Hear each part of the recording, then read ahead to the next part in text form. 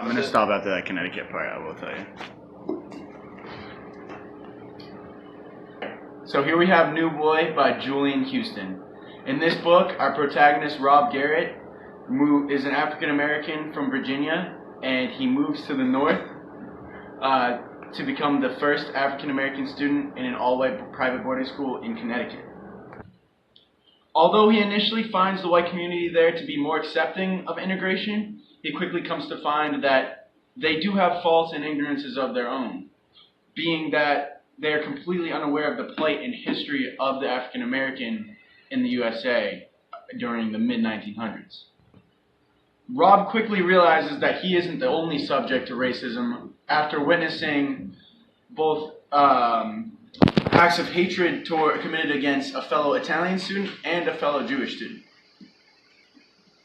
So the genre of this story is fiction, and we see themes of racism throughout, themes of questions of identity. We see problems, teen angst, a lot of real fun stuff in this one. Okay.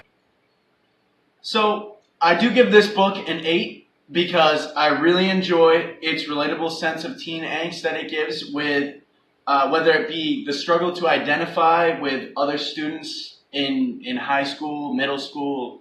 Really, we see that throughout all of our education process. Or it be the anxiety we feel over our first girlfriend, or the sense of independence we feel from being away from our parents for the first time. I also feel that the book fairly accurately depicts the struggle of being black in Southern, as well as, in contrast, Northern America. And it is interesting to see that both worlds are not an easy place for an African American. Despite the lack of segregation in the North, we see that there are other issues in play. However, I do wish this novel spent more time on Rob's relationship with Gordy and Vinny, the two other students who are experiencing hatred and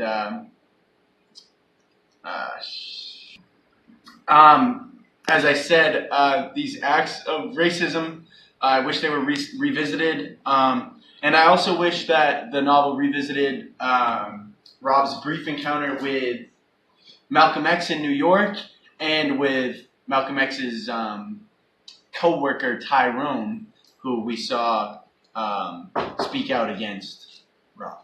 So here I have an excerpt from the novel. It is an excerpt in which Vinny has first experienced his first act of racism.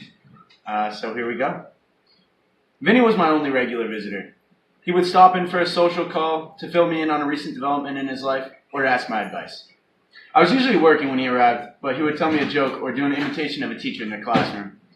And it would be enough to get me to put down my book and laugh, which I did not otherwise have a chance to do. Nevertheless, he was struggling. "You know what they've done now?" moaned Vinny. It was a chilly afternoon in the middle of November, and the trees had been reduced to skeletons of trunks and bare branches. Although the sun was strong and bright, he was seated on the edge of my bed while I was at my desk reviewing my history assignment. "They've put up signs." "What kind of signs?" I said, looking up from my work and wincing. I knew all about signs. "Whites only, colored, blacks keep out. This establishment reserves the right to serve white people only."